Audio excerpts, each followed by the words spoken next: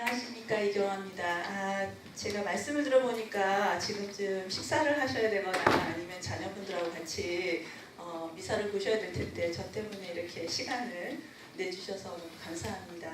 오늘 저를 이 자리에 불러오기 위해서 박보순 박사님 그리고 아까 서전이 교육분과장님 출연해 주셨는데 너무 감사하고요.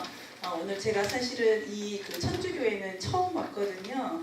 근데 굉장히 예배당이 굉장히 참 이렇게 마음을 편안하게 해주는 것 같아요. 그래서 나중에 저는 사실 천주교 신자는 아니지만 시간이 되면 한번 같이 와서 미사를 드릴 수 있는 기회가 있었으면 좋겠다는 생각이 듭니다. 오늘 제가 여러분들하고 나누고 싶은 이야기는 그 미국의 그 중산층 백인들과 우리 저희 같은 동아시아인들 간에 어떤 문화적인 그 차이가 있는지, 그런 문화적인 차이가 이 미국에서 자녀를 기르고 계시는 여러 부모님들한테 그 자녀 교육이나 양육에서 줄 수 있는 시사점이 뭐가 있는지를 같이 나눠보는 시간을 가질 텐데요. 제가 미리 양해를 구해야 되는 게, 제가 참 영어를 잘 못하지만 또 이렇게 미국에 산 지 한 20년 되다 보니까 한국어도 좀 잘 못하게 됐습니다. 그래서 이도저도 잘 못하는 애매한 상황이 됐는데 슬라이드의 대부분이 영어로 되어 있습니다. 근데 제가 최대한 여러분께서 이해하실 수 있도록 통역을 하도록 노력하겠습니다. 제가 이야기를 시작하면서 제일 먼저 여러분하고 나누고 싶은 게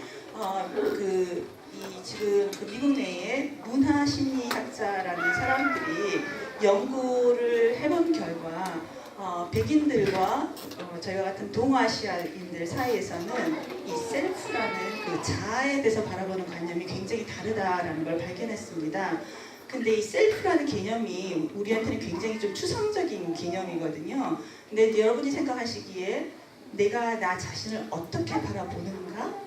그게 자아상이라고 한다면 그 자아상이 개인적인 것만이 아니라 그 문화적으로도 어떤 자아상을 바람직하다고 바라보는가가 다르다라는 것을 발견했습니다. 여러분 왼쪽에 보시면 미국의 백인들, 특별히 중상층 이상의 백인들이 바라보기에 아주 바람직한 자아상은 굉장히 독립적인 자아, 그리고 남과 구별되어 있는 자아, 뭔가 특성이나 아니면 선호, 개인의 어떤 목적에 기반하는 자, 굉장히 분명하고 또 자신감 있고, 여기 articulation이라는 거는 자기 의사를 분명히 표현할 수 있는 자, 그리고 in control이라는 거는 매사에 본인이 주도가 돼서 일을 가져가는 그런 자, 그리고 남과 다르고 좀 독특함을 추구하는 자, 또 본인의 긍정적인 면을 강조하고 또 본인의 어떤 자랑스러운 면을 좀 드높일 수 있는 자, 성공지향적이고 좀 더 표현적이고 굉장히 열정적인 자아를 아주 바람직한 자아로 바라보는 경향이 있다. 그 반면에 우리 한국인이나 일본인이나 아니면 중국인 같은 동아시아인들이 바라보는 자아는 굉장히 상호 의존적인 자아, 서로 연결되어 있는 자아, 그리고 어떤 본인의 어떤 고유한 특성에 기반한 자아보다는 상황에 따라서 이렇게 변동되는 자아, 그래서 관계적이고 좀 유동성이 있는 자아, 다른 사람들, 본인의 그런 어떤 프레퍼런스를 강조하는 게 아니라 다른 사람들의 기대나 선호나 다른 사람들의 감정에 반응적인 자아, 또 남과 좀 유사하고자 노력하는 것, 어떤 그룹에 끌려고 노력하는 그런 자아, 또 굉장히 본인의 부족함을 인식하는 자, 조금 더 자기 비판적인 것을 볼 수 있는 자, 또 그러다 보니까 본인의 개선에 초점을 두고 또 어떤 숙련된 것에 초점을 두는 자, 그리고 좀 더 개방적이고 수용적인 자를 이상적으로 여러분이 언뜻 보시기에 우리 백인들이 중시하는 자아상과 우리 동아시아인들이 바라보는 자아상이 어떻게 보면 거의 반대죠. 상당히 반대적이 되어 있습니다. 모든 것이 이렇게 양분화되어 있는 건 아니지만 사실은 우리가 살아가는 가정에 아마 여러분도 많은 경험을 하실 것 같아요. 그래서 오늘 제가 여러분하고 나누고 싶은 것은 이런 어떻게 보면 굉장히 반대적인 자아상이 어떻게 미국과 또 동아시아인들의 자녀 양육이나 교육에서 나타나는지, 같이 이야기를 합니다. 이런 것을 이야기를 나누다 보면 여러분께서 조금 아마 제가 이제 기대하는 것은 우리 아이들이 이렇게 어떻게 보면 굉장히 양극화, 상당히 상반된 두 개의 문화에서 살아가는 우리 아이들이 어떤 어려움을 경험할 수 있을는지, 또 우리가 이런 거를 인식하면 우리 아이들한테 어떤 도움을 줄 수 있을는지 좀 그런 이야기를 같이 해볼까 합니다. 첫 번째, 제가 그래서 어떤 이야기를 먼저 풀어날까 생각해보면요, 제 경험을 나누는 게 가장 도움이 되겠다라는 생각이 듭니다. 그래서 제가 저기 저 구석에 앉아있는 저희 남편하고 1994년도에 미국을 처음 왔습니다. 이렇게 하다 보니까 거의 한 20년가량을 이제 미국에서 살게 됐는데요. 제가 그 일리노이 대학에서 박사과정을 밟을 때 교육 그 연구 방법이라는 수업을 들었어요. 근데 그 연구 방법은 이제 질적 연구라고 그래가지고 학교 현장에 직접 가서 이제 교사가 어떻게 가르치는지 그거를 관찰 일지를 쓰고 선생님이 하시는 말씀도 받아 적고 그렇게 해서 거기에 그 데이터를 모아가지고 분석해서 내는 게 숙제였어요. 근데 이제 요즘 오는 여기 우리 권재희 선생님이나 이렇게 젊은 선생님들은 굉장히 영어를 잘해요. 근데 저는 그때 진짜 바로 옆 사람이 무슨 말을 하는지도 못 알아들을 정도의 아주 형편없는 영어 그 실력을 갖고 미국을 왔거든요. 그러니까 너무 난감한 거예요. 바로 옆 사람이 무슨 말 하는지도 모르는데 숙제가 학교에 가서 교사가 가르치는 거를 받아 적고 또 아이들과 선생님이 이야기하는 거를 받아 적고 그걸 분석해서 내라. 얼마나 난감하겠어요. 너무 걱정이 되더라고요. 근데 제가 이제 하나 생각한 건 있죠. 무슨 연구를 할까? 근데 이제 흔히 말해서 제가 486 세대입니다. 그래서 곧 이제 586으로 바뀔 예정이 있는 굳이 486을 고집하는 세대인데요. 그러니까 80년대 중반에 대학을 다녔고 그래도 굉장히 그때 대학을 다니신 분들은 좀 이해하시겠지만 우리나라가 굉장히 그때 오공하고 굉장히 혼란스러운 시기였어요. 그래서 뭐 그냥 매일매일이 대학을 가는 게 참 힘들었던 기억이 납니다.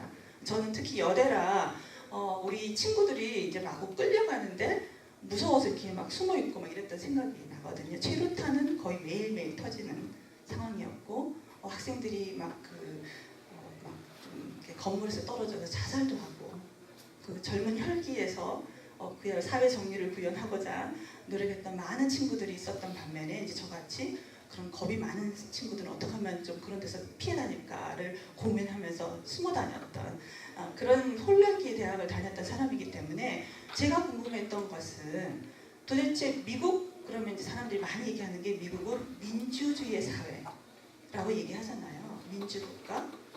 제가 궁금했습니다. 도대체 그러면 미국은 그 민주주의 사회를 이뤄나가기 위해서 학생들한테 어떻게 가르칠까? 학교 현장에서 무엇을 가르칠까가 굉장히 궁금했어요. 특히 유아교육 교사로서 그러면 어린 아이들한테 어떻게 가르칠까? 민주사회를 이뤄나가기 위해서. 그래서 제가 고민하기를 아마도 내가 그걸 이해하려면 학교에서 어떤 규칙을 가르치는지를 잘 보면 어쩌면 그런 부분을 좀 이해할 수 있지 않을까. 그래서 제가 이제 일리노이에 있는 킨더가르텐부터 1학년 합반인 사립학교에 갔습니다. 가서 교사가 어떤 규칙을 가르치는지를 연구하겠다라는 생각으로 이제 갔죠. 이제 아주 큰 꿈을 갖고는 갔지만 이제 영어가 안 되는 관계로 선생님이 도대체 무슨 말씀하는지 참 알아듣기가 힘들더라고요. 그래서 제가 선생님한테 말씀을 드려요. 선생님 저기 죄송하지만 선생님만에는 어떤 규칙을 갖고 계십니까? 몇 가지 선생님이 말씀을 해주셨어요. 그래서 제가 열심히 받아는 적었는데 너무 자신이 없는 거예요. 그래서 그 다음 주에 다시 학교를 가서 선생님 제가 지난주에 여쭤봤는데 제가 받아 적은 이 선생님만의 규칙이 정말 정확하게 받아 적었는지 좀 봐주시겠습니까? 그랬더니 선생님이 이제 이렇게 체크를 하세요. 선생님 어떤 항목에서 갑자기 no 이러시는 거예요. 그래서 제가 뭐가 틀렸습니까? 이랬더니 너무나 생각 밖으로 제가 너무 자신있게 받아 적은 규칙에 대해서 틀렸다고 그러시는 거예요.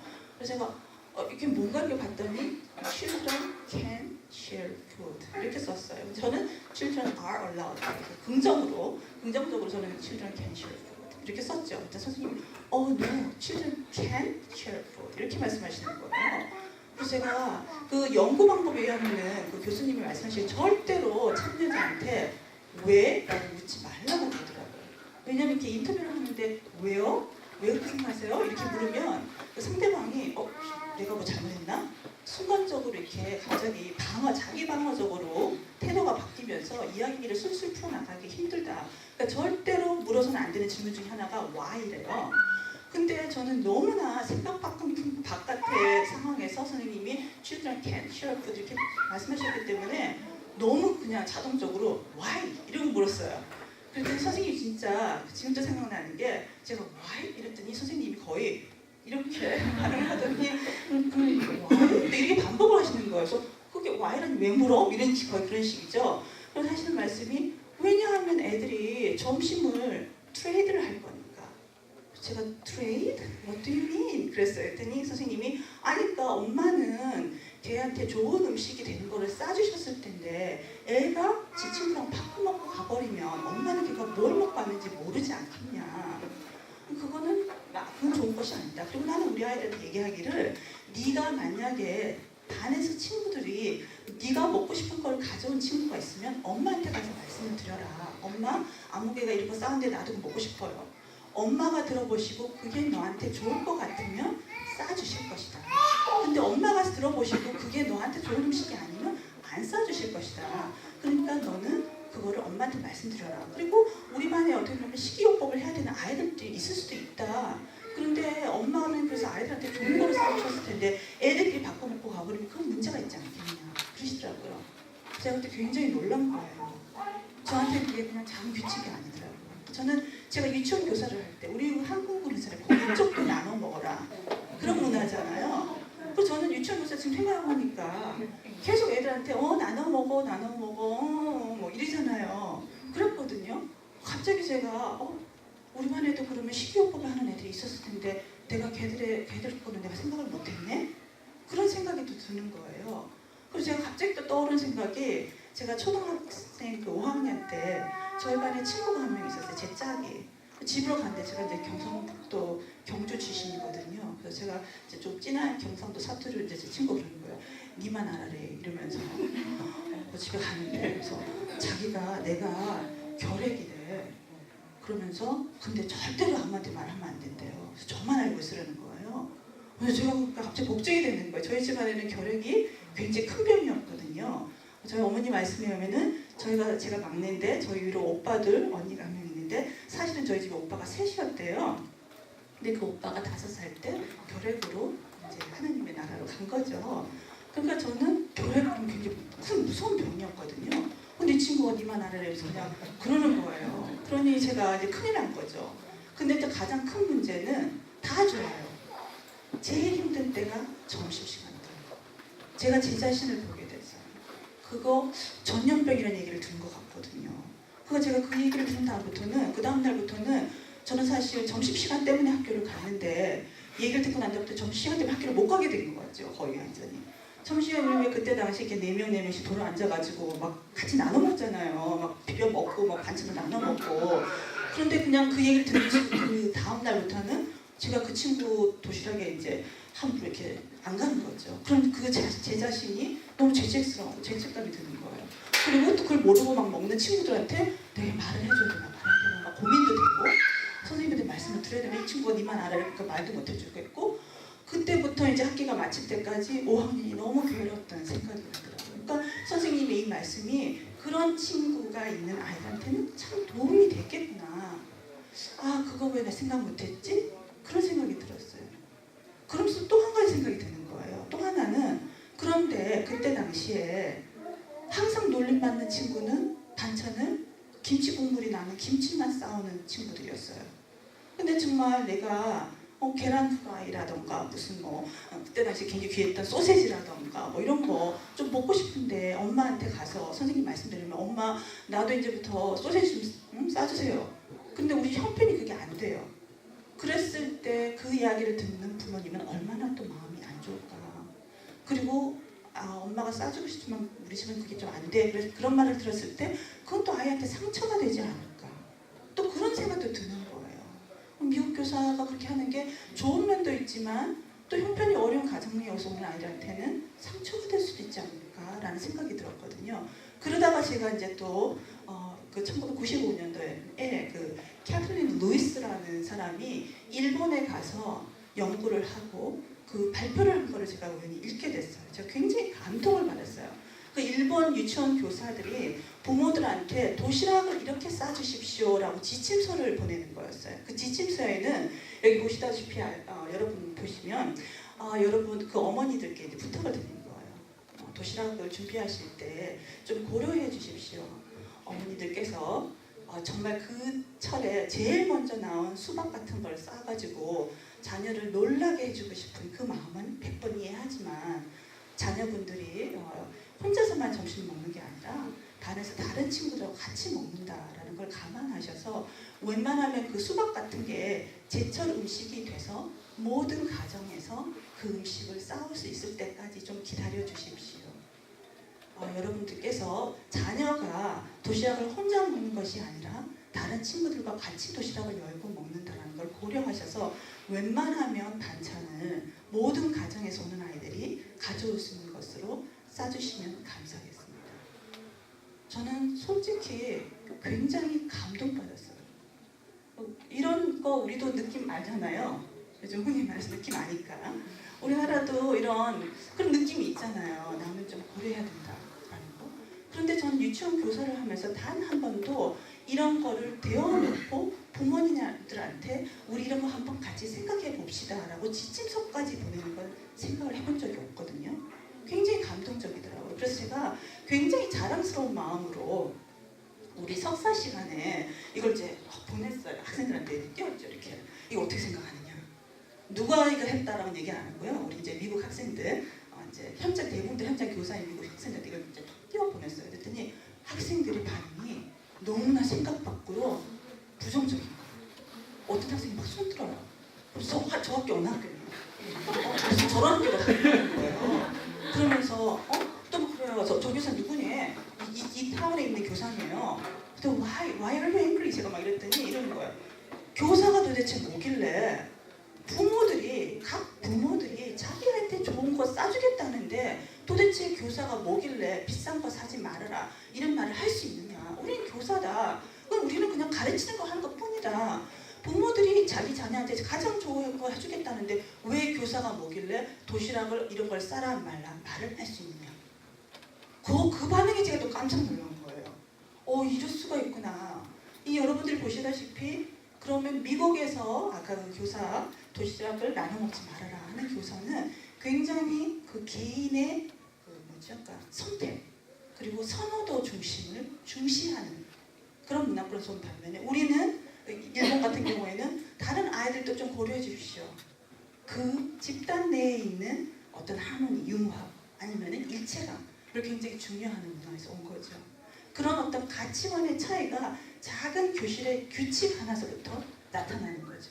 이거는 여러분도 자녀들을 학교를 보내시고 난 다음에 자녀들의 학교나 교실에서 어떤 규칙이 있는지 그 규칙을 그냥 규칙으로 볼 것이 아니라 무슨 가치를 전달하는지를 한번 잘 살펴보실 필요가 있을 것 같습니다. 두 번째 사례로 여러분 이제 한번 생각해 보십시오. 여러분이 자녀를 학교를 보낼 때 어떤 선생님은 굉장히 지금처럼 전체 학급을 두고 이렇게 많은 활동을 하시는 분 계시고 또 어떤 선생님은 주로 개별 활동이나 아니면은 소그룹 활동을 많이 하는 분이 계십니다. 잠깐 생각해 보시죠. 물론 상황에 따라서 이거 이렇게 딱 나눌 수는 없지만 만약에 여러분들한테 선호도를 묻는다면 자 이제 손을 들어 주십시오. 여러분들 생각에 그래도 아이들은 전체 그룹에서 좀 배우는 게 좋지 않을까라는 생각이 드시는 분은 손을 좀 들어주십시오. 네. 그래도 아이들은 소그룹이나 개별 그룹을 통해서 배워야지 더 효과적일 것 같다. 네. 여기는 좀 반반이네요. 연구대네. 네, 연구 대상입니다. 아마 여러분들의 다양한 지금 관심과 연령과 이런 것들이 아마 다 반영되지 않을까 싶은데요. 제가 연구를 해보니까 미국 교사들한테 제가 물어봤습니다. 교사 생활을 하면서 가장 힘든 부분이 무엇입니까? 그랬더니 우리 반에 있는 23명 애들 각각의 그 독특한 요구를 다 이해하고 개별 아이들한테 다 맞는 개별 교육을 하는 것이 가장 힘듭니다. 라는 이야기를 했습니다. 그래서 사실 많은 연구자들의 이야기에 의하면 미국 교육은 웬만하면 개인의 잠재력을 개발시키는 교육에 초점을 둔다. 그 잠재력 개발을 위해서는 개별 아동이 갖고 있는 능력에 맞춰서 그룹을 정하고 그 그룹을 추적해 가면서 개별 아동의 특성을 찾아내는 것.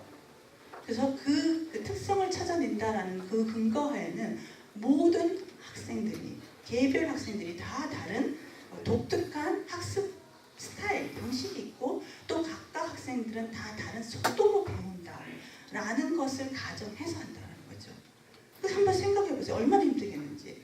제가 교실에 가보면 여러분 이런 게 있습니다. 지금 1학년 반인데요. 여기 지금 구석에 하나, 둘, 셋, 네 개 이걸 보이시죠? 이게 지금 4개의 능력별로 나눈 리딩 그룹입니다. 그래서 책의 수준이 다 달라요. 하나, 둘, 셋, 넷. 근데 만약에 제가 생각하기에 한국에서 이렇게 능력별 수준이 다른 책을 제공한다. 그래서 어머니 어떻게 반응하실 것 같습니다? 난리가 나겠죠. 당장 학교에 찾아가던가 선생님한테 쫓아가서 왜 도대체 우리 애는 이 A, B, C, D, D가 가장 높은 수준이면 D를 넣어야지 왜 우리 애를 A에 넣습니까? 난리가 나겠죠. 할 수가 없는 구조입니다. 근데 미국은 그런 것들이 개별이 다 다르다를 받아들이는 문화이기 때문에 이게 가능한 거죠. 다르다는 것을 비저블하게 이렇게 만드는 거죠. 보이게 하는 거죠. 저는 솔직히 여러분과 같은 문화권에서 왔기 때문에 조금 놀랐습니다. 어머나 이렇게 책이 다른 걸 이렇게. 그런데 아이들은 너무나 아무렇지 않게 그냥 하는 거죠. 그래서 선생님이 그러죠. 23명의 아이가 있다. 이거 너무나 근로 조건이 안 좋다 이거죠. 그러니까 선생님 하시는 말씀이 저번에 한번 교사들이 스트라이크를 했다. 우리가. 그때 그 이슈가 반수를 아이들 수를 줄여달라. 근무 조건이다 이거는. 선생님 말씀이 이게 참 재밌습니다. 여기 보면은 킨더가르튼 레벨에서는 15명의 보조교사를 두는 것. 그죠? 그리고 1학년은 1학년, 2학년 한 18명 정도 수준. 20명을 넘지 않았으면 좋겠다라는 게 기본 아이디어였어요. 그런데 이 같은 학급 수에 대해서도 문화적으로 굉장히 다릅니다. 일본 교사한테 물어봤더니 일본 교사가 그러는 거예요. 미국 그 비디오를 보더니 하는 말이 난 참 미국 교사들 참 부러워요. 마치 학교가 아니라 집에서 무슨 이모가 조카를 데리고 삼촌이 조카를 데리고 아니면 엄마 아빠가 아이를 데리고 이렇게 교육시키는 것처럼 보여요. 근데 솔직히 말해서 과연 학교에서 그런 수준의 상호작용하는 게 좋은지는 잘 모르겠어요. 제 생각에는 학교는 개별 아이들한테 초점을 두기보다는 전체 학급에 초점을 둔 상호작용을 좀 더 해야 된다고 생각합니다. 다른 상황이에요.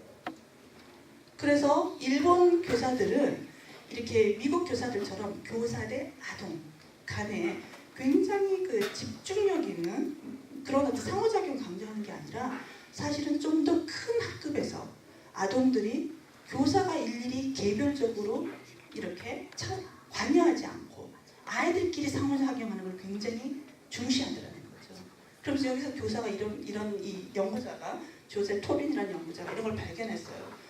이 일본 교사들은 학급 반 아이들 수가 20명 이하로 떨어지면 교사가 개별 아이들한테 너무 접근 가능성이 높아지고 교사도 개별 아이들한테 너무 간섭하는 수준이 올라가면서 당장 그 그룹 문화를 이끌고자 하는 그룹 문화를 어떻게 한번 형성해보자 하는 어떤 일본의 가치관에 위반될 뿐만 아니라 아이들끼리의 상호작용도 저해한다. 가장 더 큰 문제는 교사가 마치 엄마처럼 행동하게 되면서 아이들이 학교와 집 간의 그 차이를 잘 느끼지 못하게 된다. 일본은 아메라는 어떤 그 감정이 있어가지고요. 엄마랑 그 아이 간에 굉장히 끈끈한 정, 그야말로 둘 사이에서 오는 그 정을 굉장히 집안에서 강조한다고 그래요. 그렇지만 엄마들이 기대하는 것은 우리 아이가 학교를 가면 그런 아메 수준의 감정을 발달을 원하는 게 아니라 학교에서는 집에서 경험할 수 없는 집단 간의 생활을 통해서 우리 아이가 사회의 일원으로 발전하기를 원한다는 거죠. 학교의 역할을. 굉장히 다른 거죠. 미국에서 중시하는 개별 교육은 굉장히 그 자아를 어떤 독립적이고 그리고 분리되어 있고 개별 개인의 어떤 특성에 근거한 그리고 독특함에 근거한 그런 어떤 자아성을 바라보기 때문에 가능한 반면에 일본 같은 그런 문화에서 강조하는 대급 활동에 강조하는 것은 상호 의존적이고 서로 연결되어 있고 좀 더 관계적이고 또 어떤 그룹에 끼고자 하는 그런 것들을 중시하는 그 가치관을 반영한다라는 것을 볼 수 있습니다. 자, 세 번째, 여기 지금 여기 그림에 제가 이렇게 여러분 잘 못 보시겠지만 이렇게 막 둘이서 막 디베이스를 합니다. 셀프 익스프레션이라는 게 굉장히 중요한데 아까 제가 미국에서는 굉장히 그 소그룹 활동을 중시한다고 했잖아요. 그 이유 중에 하나가 일본 학자들 하타노 그리고 이나가키라는 심리학자들이 분석해 본 결과 왜 미국 학교에서 개별 교육과 소그룹 활동을 많이 하는가? 그 근간 중에 하나는 미국 교사들은요 지금 이런 상황을 굉장히 안 좋은 교육 환경으로 생각하죠. 왜 그럴까요? 주의 집중. 저 혼자 떠들잖아요. 그렇죠? 미국 사람들이 생각하기에 가장 좋은 교육은 인터랙션을 해야 됩니다. 그러니까 특히 각각 개인들이 다 이야기할 수 있는 시간을 줘야 된다. 스피커십을 굉장히 강조하는 거예요. 그런데 우리는 이게 가능합니다.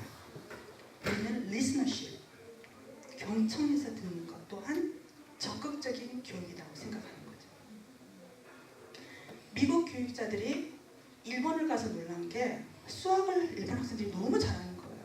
도대체 일본에서는 수학을 어떻게 가르치는가를 봤더니 너무 놀랍게 한 교사가 한 5, 6, 70명의 학생을 앞에 두고 막 강의를 하는 거예요. 미국에서 이게 이해가 안 되는 거죠. 미국은 한두 명, 많아야 한 5명 앉혀놓고 다 스몰그룹으로 해야 되는데 5, 60명을 앉혀놓고 막 해요.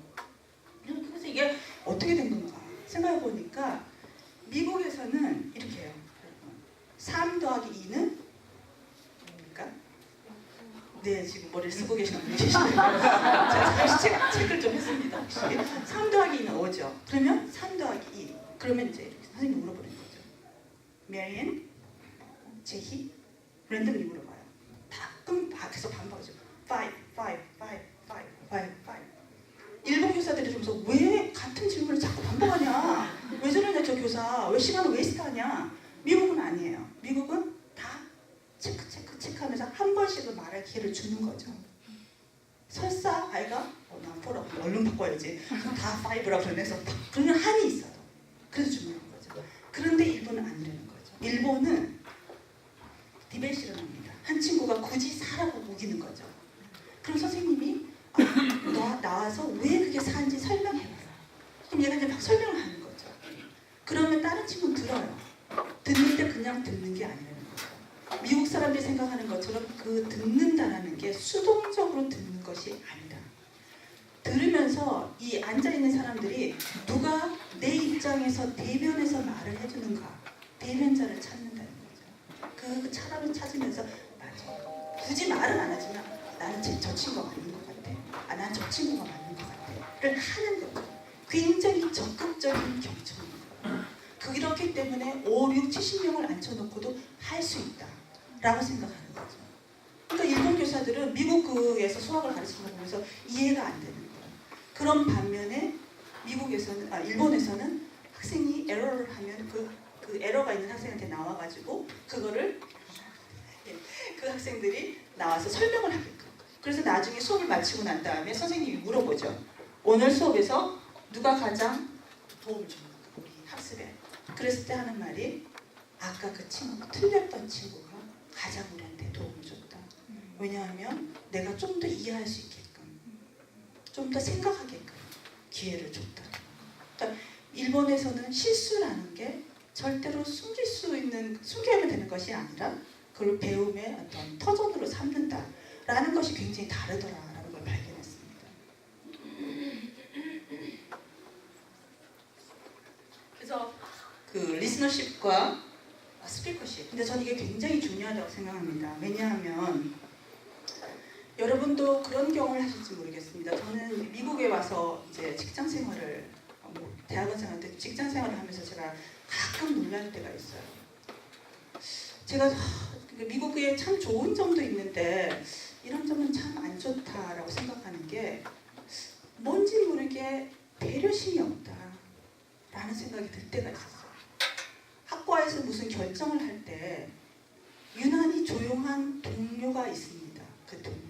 그 동료는 그 상황을 동의해서 조용한 것이 아니라 마음에 안 들어합니다. 그렇지만 대어놓고 말하지 않는 경우가 있어요. 그런데 대어놓고 말을 안 하기 때문에 사람들은 모두 다 동의하지? 오케이, let's move on 이러고 가버리는 거죠. 근데 제가 생각에는 저 친구는 지금 안 좋을 텐데. 그런데 본인이 말 안 하면 저만 인지하는 게 아니라 이 친구가 지금 해피하지 않는다는 걸 저도 알고 있고 다른 동료들도 알고 있어요. 그런데 아주 친하거나 아니면 그 동료가 생각하는 그 방식을 나도 동의하지 않는 한은 내가 굳이 그 동료를 대변해서 말해주지 않습니다. 그러니까 내가 어떤 상황에서 좀 동의하지 않는다라는 느낌이 일단 내가 손을 들어야 되는 거예요.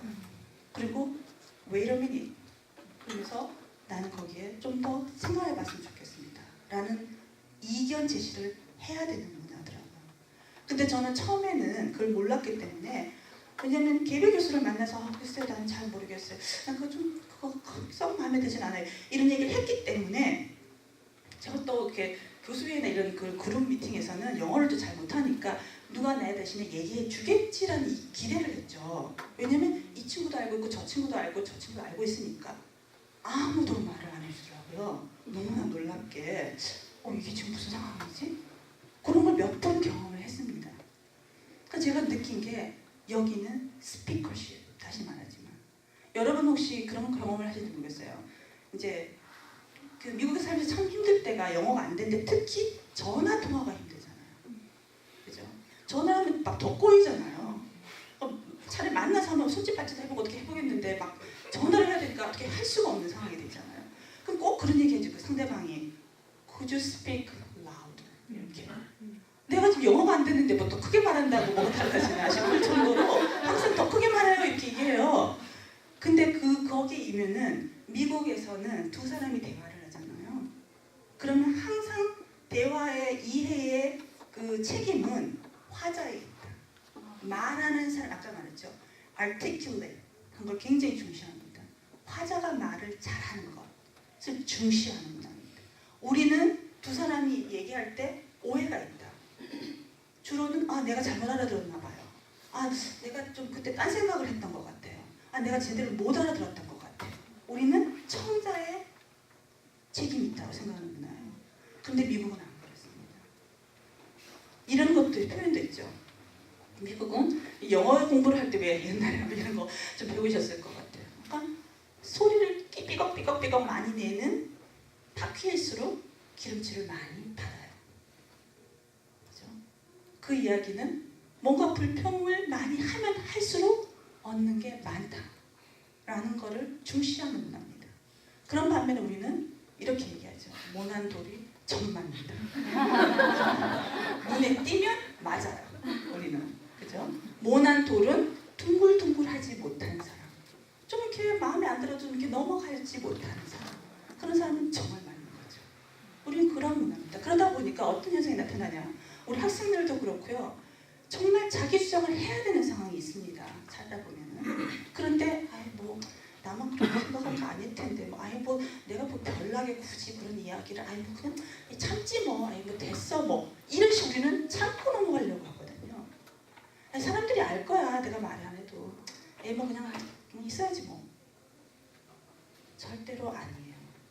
여기서는 조금 더 말을 표현을 해야 되는, 내 의사를 밝혀야 되는. 그게 좀 우리하고는 안 맞지만 그래도 우리 아이를 위해서, 나를 위해서 필요할 때는 나는 여기에 동의하지 않습니다. 내가 좀 별나 보일지 모르지만 그래도 나는 이런 근거로 나는 거기 동의하지 않습니다라는 거를 표현할 수 있어야 되고 우리 아이들한테도 그거를 가르쳐야 됩니다. 그런데 사실 한국도 요즘은 이 지금 조금 더 저보다 더 486보다도 조금 더 연세가 있는 분은 더 이해하실 겁니다. 요즘 아이들은 좀 다르죠. 그래서 사실 우리 한국도 이 squeaky wheel gets the world 같은 그런 용어가 사실 있잖아요. 우는 아이, 더 준다라던가, 뭐 목소리가 큰 사람이 뭐 어떻게 된다던가, 뭐 그런 식의 새로운 속담이 나오고 있잖아요. 나를 중시하는 문화가 사실은 가고 있죠. 그럼에도 불구하고 제가 보기에는 상대적인 것 같습니다. 한국에서 나름대로는 자기 표현을 한다라고 생각했던 사람들도 미국에 왔을 때는 아직도 동양적인 문화에 갇혀있기 때문에 충분히 자기 의사를 표현하지 못하고 지내는 경우가 많이 있는 것 같아요.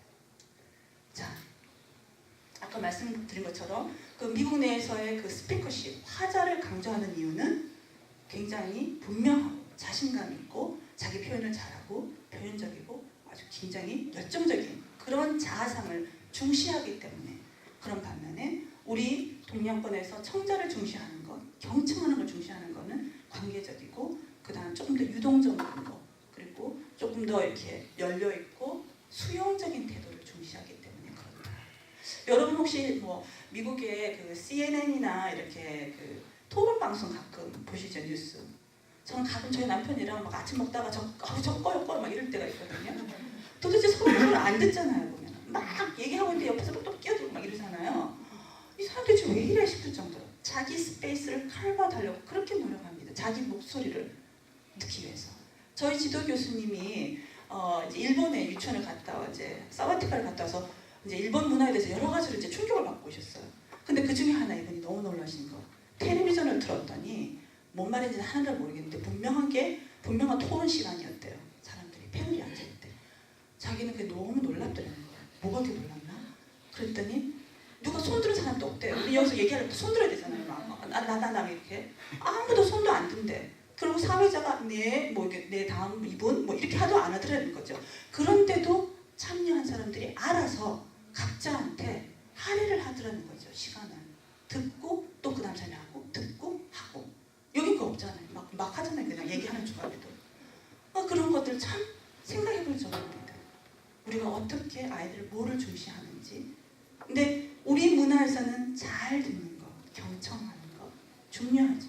그런데 우리 아이가 학교를 갔을 때, 직장을 갔을 때는 잘 듣는 것만 강조해서는 안 되거든요. 잘 듣기도 하지만 나랑 생각이 다를 때는 상대방을 설득시킬 수 있고 표현할 수 있는 것.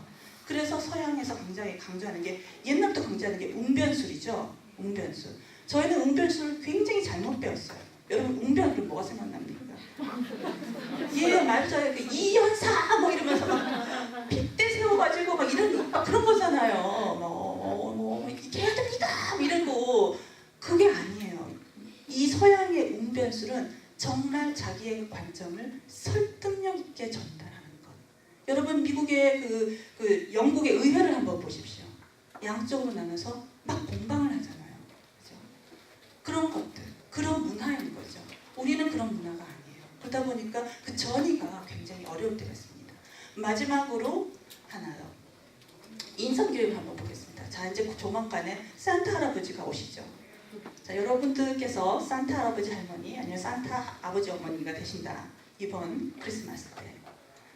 두 부류의 어린이가 있습니다. 한 부류의 어린이는 굉장히 자존감이 강하고 자긍심이 높은 어린이들이 있고 또 한 그룹의 어린이는 굉장히 겸손한 어린이들이 있습니다.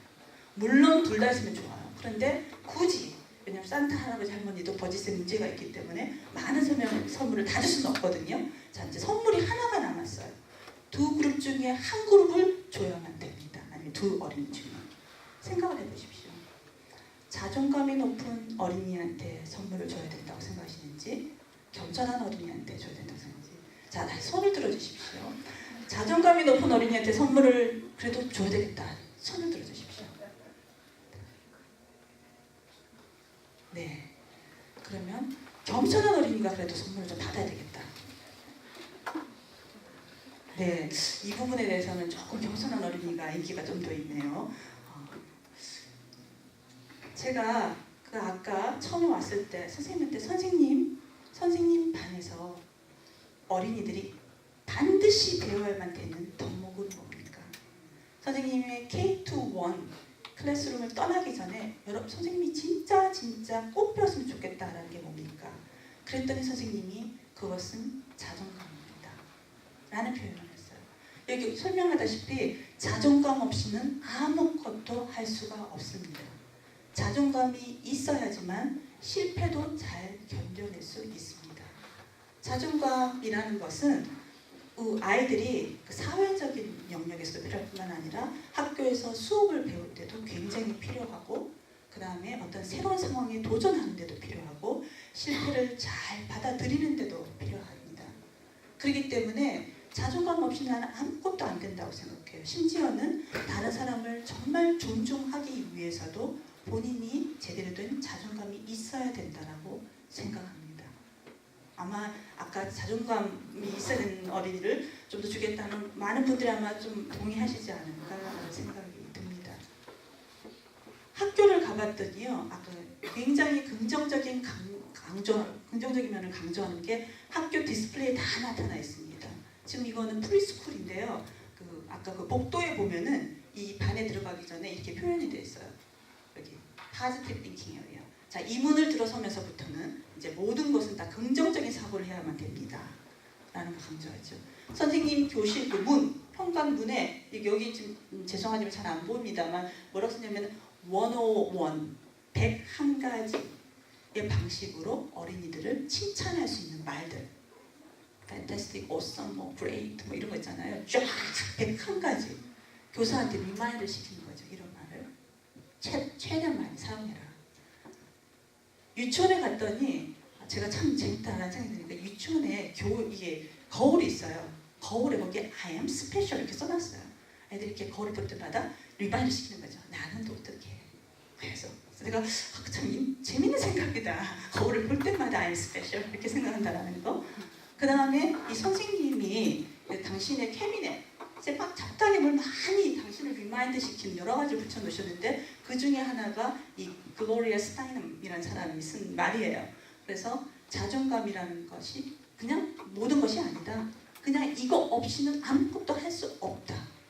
그만큼 자존감이 중요하다라는 거를 이제 리마인드로 붙여놓으셨고 2학년, 3학년 합반입니다. 여러분 그 아이들 책 중에 Amazing Grace라는 책이 있거든요. 그걸 읽고 난 다음에 각각이 얼마나 어메이징한가에 대해서 이제 자기 사진도 붙이고 나는 한국어도 할 수 있고 영어도 할 수 있고 뭐 이런 식의 자기 자랑을 할 수 있는 것들을 쓰는 거. 여기는 또 매주마다 한 명 정도 그 주에 초점이 되는 학생이 있어서 자기가 가져오는 집에서 사진이라든가 자기가 좋아하는 놀잇감이나 이런 거 가져와가지고 이제 친구들한테 소개하는 거, 쇼앤텔이라고 그러죠. 보여주고 자기를 소개하는 거. 또 반 한 구석에 이런 게 있습니다. Compliment please. 자, 우리 칭찬합시다. 어떻게 칭찬했냐 하면은 이 친구가 체즈라는 친구를 칭찬했어요. 왜냐면은 리딩 시간에 좋은 보큐러리를 제대로 잘 말을 했다. 친구들이 선행을 하거나 아니면 친구들이 공부를 잘하거나 이런 거 있으면 서로 칭찬합시다. 칭찬 보드에 이런 걸 넣는 거죠. 미국에서는 건국 이념에 가장 중요한 것이 행복 추구라고 합니다. 이 지금 뭐라고 설명되어 있냐면은 이 행복 추구는 미국 그 독립선언에서 이미 표명되어 있다는 거죠. 개인이 양도할 수 없는 권리로 표명되어 있는데 어떻게 그러면 행복을 추구할 것인가?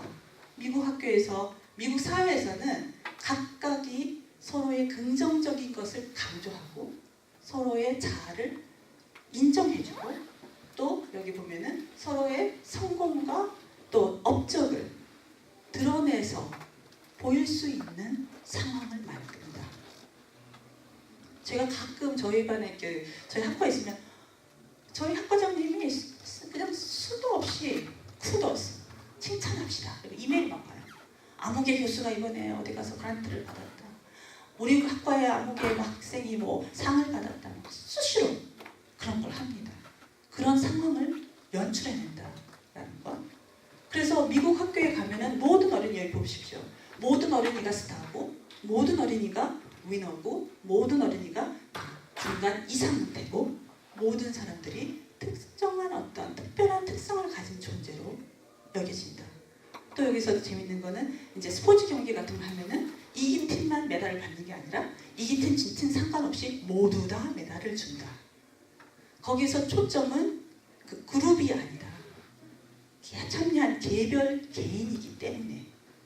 그래서 경쟁을 강조하기보다는 참여한 개별 어린이들의 자긍심을 높여줘야 되기 때문에 모두한테 메달을 주는 거.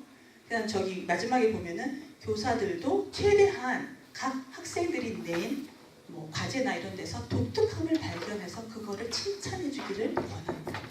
이 문화를 제가 몰랐죠, 처음에. 그래가지고 제가 아주 그냥 학생들한테 호독하게 제가 당한 적이 있죠.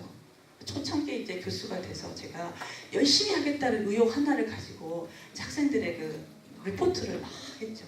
저 기억에 한국에서 저는 교수님들이 리포트를 냈을 때 그렇게 꼼꼼하게 코멘트를 주신 교수님이 별로 안 계셨어요. 그래서 저는 교수의 역할은 읽고 꼼꼼하게 코멘트를 줘야 된다고 생각했죠. 그래서 빨간 연필을 들고 아주 일일이 꼼꼼하게 해줬습니다. 그런데 저는 그래서 굉장히 뿌듯했죠. 왜냐하면 엄청나게 많은 시간을 보냈거든요. 근데 그 다음 주에 학교를 갔더니 수업 시간에 학생들이 반란이 나는 거예요. 너무나도 화가 나 있어요. 그래서 한 명이 대표를 손들겠대 자기가. 무슨 일이냐 그랬더니 선생님이 생각하시기에는 우리가 낸 숙제 중에 아무것도 마음에 든 게 없었습니까? 선생님이 생각하시기에는 우리가 낸 숙제 중에 아무것도 잘한 게 없었습니까? 뭐 이러는 거예요. 그래서 내가 너 왜 그렇게 생각하냐? 그랬더니 선생님이 우리한테 주신 코멘트에 아무것도 잘했다는 칭찬이 없었대요. 그리고 생각하니까 제가 안 했더라고요. 왜냐하면 저는 이렇게 생각했죠. 지네가 잘하는 걸 지네가 알겠지. 내 역할은 걔들이 조금 더 발달돼야 되는 거, 좀 더 개선해야 될 부분을 집어주는 거니까 난 그것만 하면 돼. 그래서 그것도 잘하는 것도 힘들었거든요. 그만 해야 되겠다고 생각한 것도 아니죠. 그냥 오토매티컬리 그냥 그렇게 한 거예요. 저는 이거 조금 더 다시 해봐라. 뭐 이거 조금 더 해봐라. 뭐 이렇게 학생들이 화가 난 거예요. 그래서 제가 그날 수업인데 너무 힘들었어요. 나와가지고 이제 동료를 찾아갔죠. 어떡하면 좀 얘들 좀 더 화가 난다. 근데 동료들이 하는 말, 샌드위치 요법을 써봐요. 샌드위치 요법이 뭐냐 그랬더니 일단 무조건 첫 번째는 네 리포트가 참 좋았다. 칭찬을 무조건 써라. 먼저. 그리고 난 다음에 그런데 네가 요런 부분을 좀 다시 고려한다면 더욱더 좋아질 것 같다. 거기에 네가 좀 임프루브 해야 될 부분을 써라.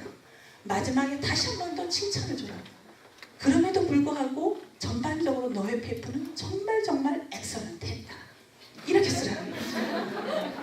여러분도 한번 생각해 보십시오. 자녀가 개선돼야 될 부분이 있잖아요. 야야야 너는 맨날 이렇게 시작하면은 이제 대화는 끝납니다. 그렇게 하지 마시고 아무개야 엄마는 오늘 너가 그렇게 해서 너무너무 자랑스러웠어.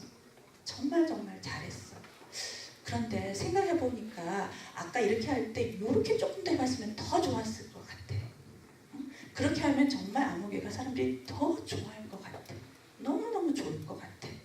그런 방식이어야 되는 거죠. 여기 문화에서는. 근데 우리 아이들은 종종 그런 문화에서 안 왔잖아요.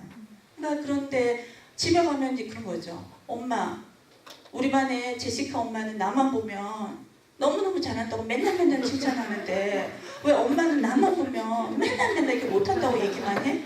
지금 웃으시는 이유가 이제 하신 거예요. 경험을 하신 거죠.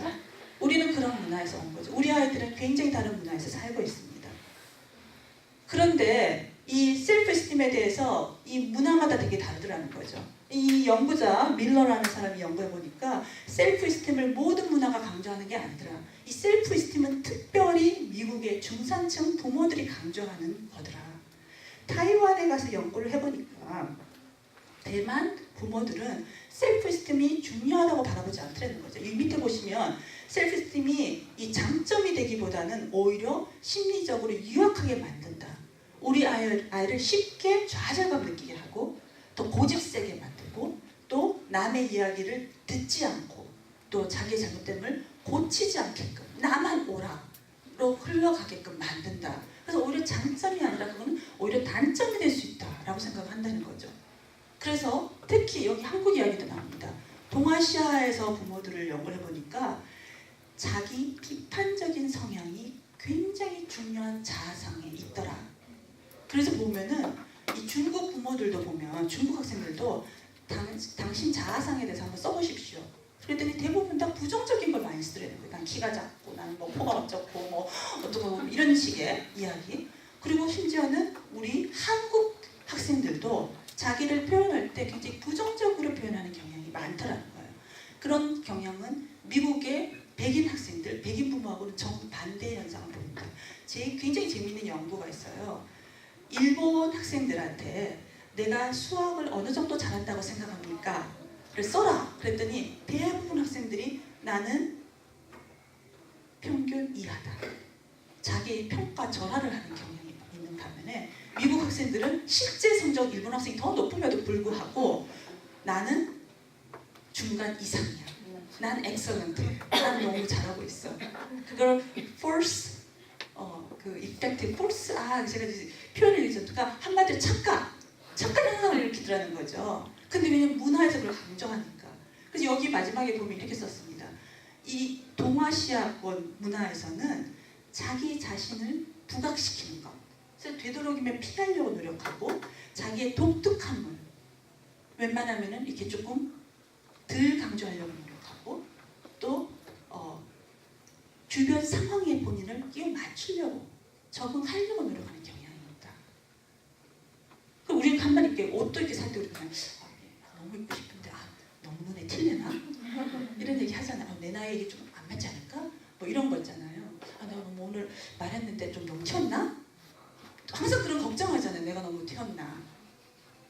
그리고 옛날에 여러분 혹시 그 생각나십니까? 옛날에 노태우 대통령이 선거를 할 때 그분의 선거 그 공약이 뭐였는지 기억나세요? 혹시? 예, 노태우 나는 보통 사람 아니다. 그 사람 너무 좋아했죠.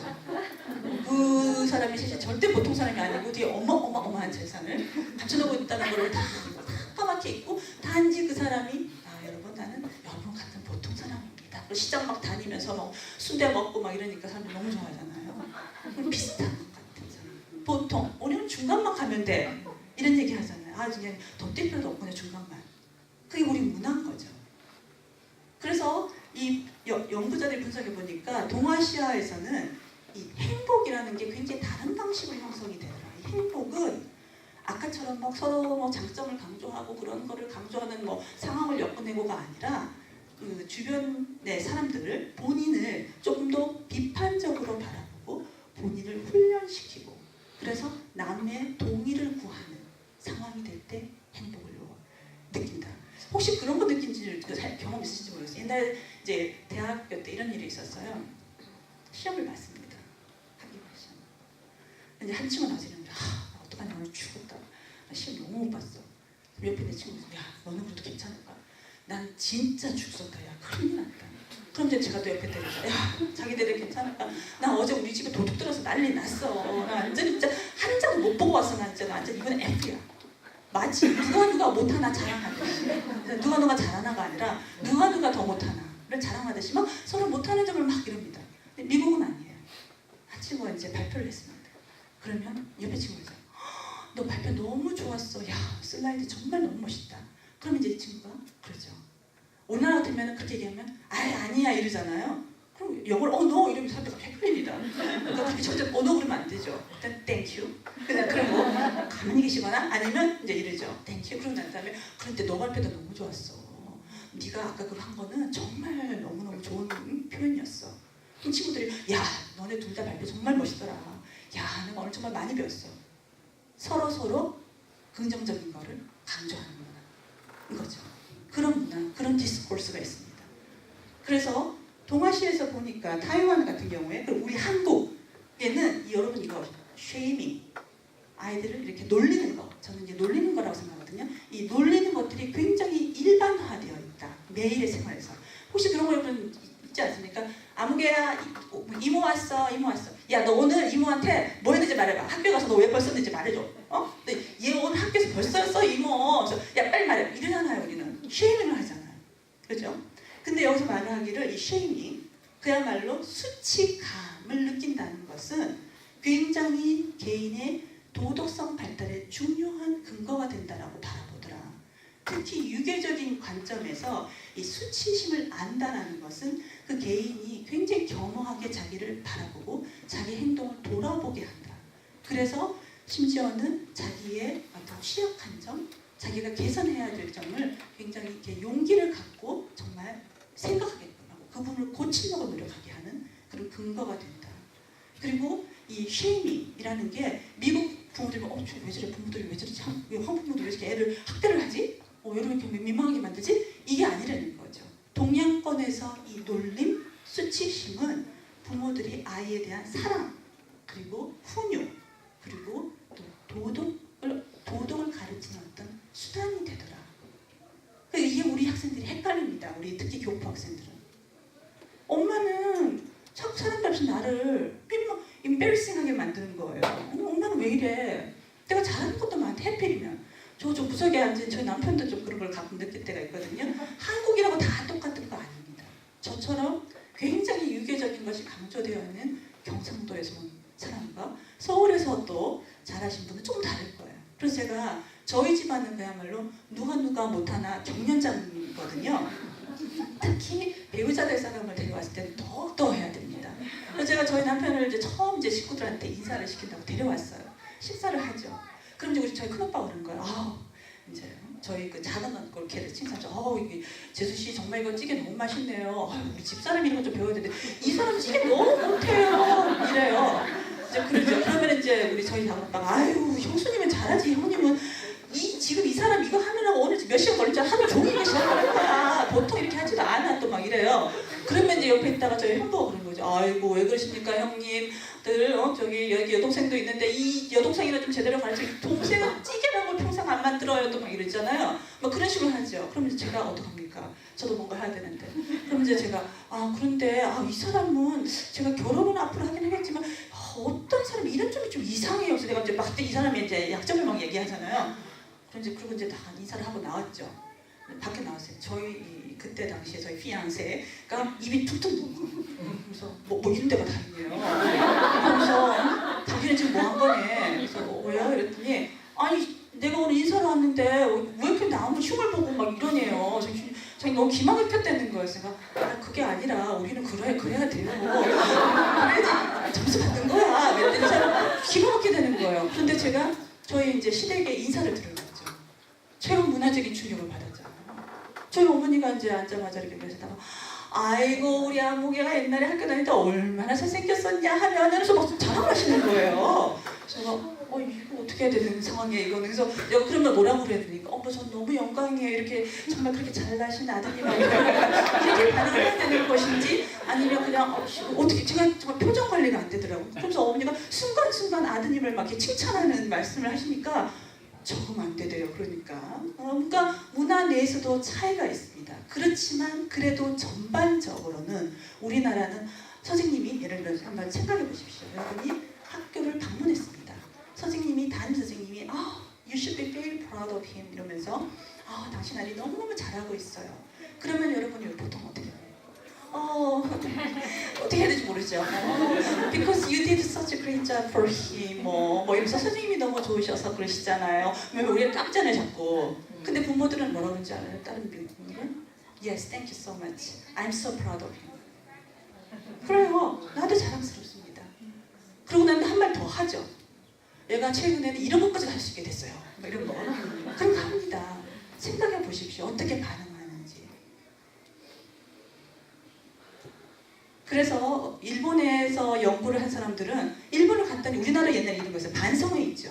오늘 우리 청소 잘했습니까? 아니요. 뭐 이런 거 하잖아요. 옛날에 저는 그거 되게 싫어했거든요. 무슨 공산당도 아니고 맨날 막 반성회 해가지고 반장이 나와가지고 자 오늘 뭐 1, 2, 3점 중에 우리는 뭐 2점을 줄 것인가 3점을 줄 것인가 막 이런 저도 사실 반장하면서 그런 거 주로 했습니다만 그거 하잖아요. 근데 일본에 갔더니 미국 교사들의 입장, 교육자들의 입장에서 너무 놀랍더라는 거죠. 이 진짜 유치원생부터 나와가지고 오늘 우리 친구들이랑 친하게 지냈습니까? 아니요. 내일은 더 친하게 지냅시다. 뭐 이런 식으로 아이들이 좀 더 개선돼야 될 부분을 이야기하더라는 거 굉장히 다른 문화죠. 또 아까 아까 말씀드렸던 것처럼 실수를 하나의 그 교육의 수단으로 삼는다라는 거.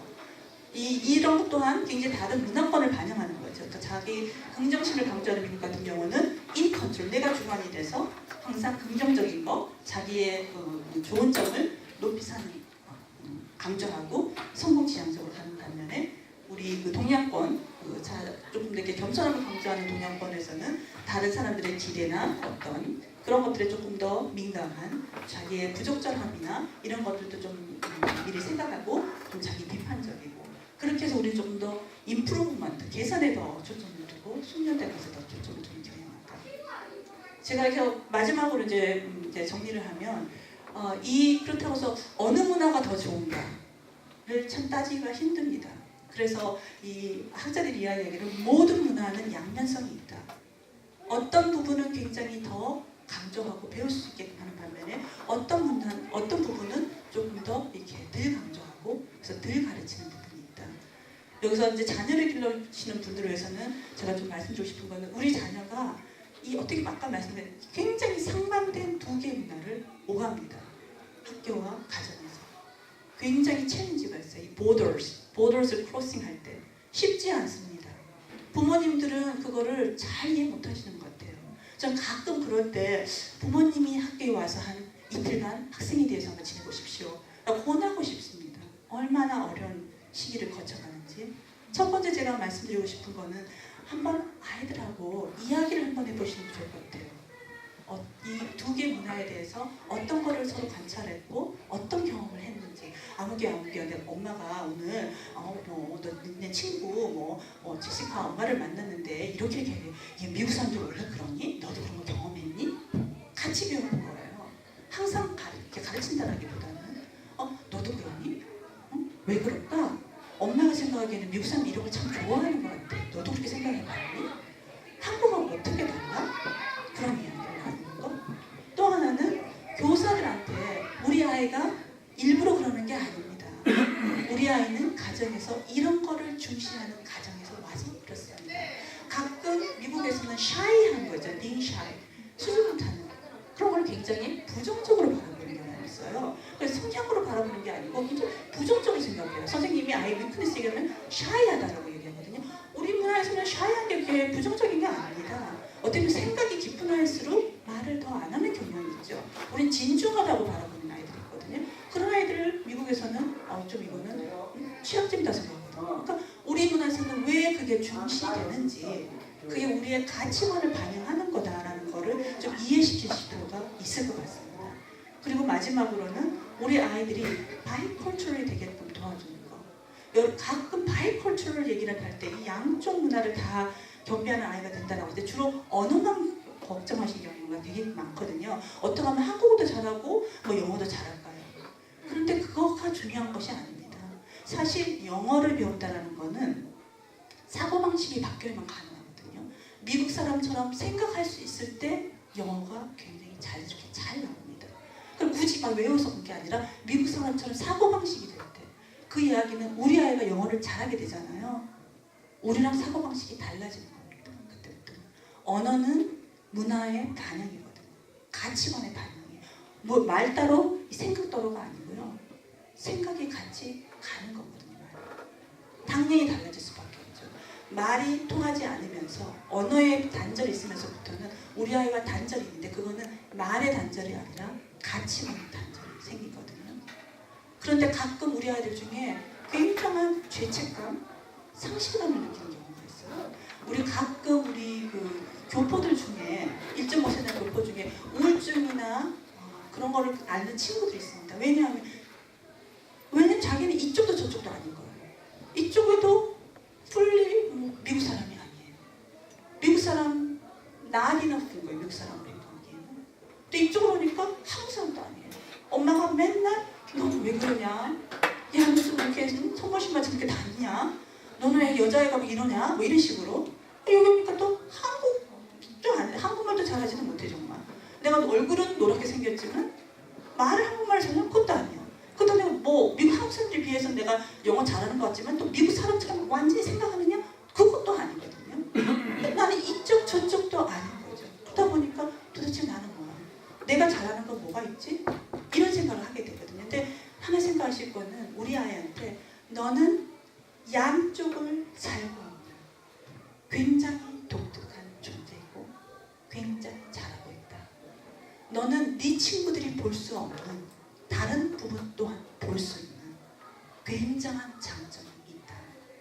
너가 생각하기에는 네가 네 친구, 한국 친구 아무개, 미국 친구 아무개에 비해서 뒤지는 것처럼 볼지 몰라도 엄마 아빠가 보기엔 그게 아니라 너는 이 친구가 볼 수 있는 이면도 보고 있고 저 친구가 볼 수 없는 이면도 보고 있다. 그게 너의 장점이다. 라는 거를 자긍심을 갖게 된다. 그 자긍심을 굉장히 많이 북돋아 줘야 되고 사실이 그렇습니다. 사실이 우리 아이들은 백인들 아니면 그냥 한국 어린이들, 한국 학생들, 한국 청소년들만 그 사람들이 느끼지 못하는 아주 독특한 두 개의 세계관에서 왔다 갔다 하면서 독특한 세계관을 형성하거든요. 거기에 필요한 것은 대화. 엄마 아빠가 너를 정말 이해한다. 그리고 너와 함께 여기서 있다. 필요할 때 우리 같이 이야기 나누자. 라는 어떤 내가 답답할 때 우리 엄마 아빠가 있지. 나를 믿어주시고 계시지. 나를 이해해주고 계시지. 그 터전이 가정이 되어야 될 것 같습니다. 제가 이야기가 너무 길어진 것 같습니다. 감사합니다.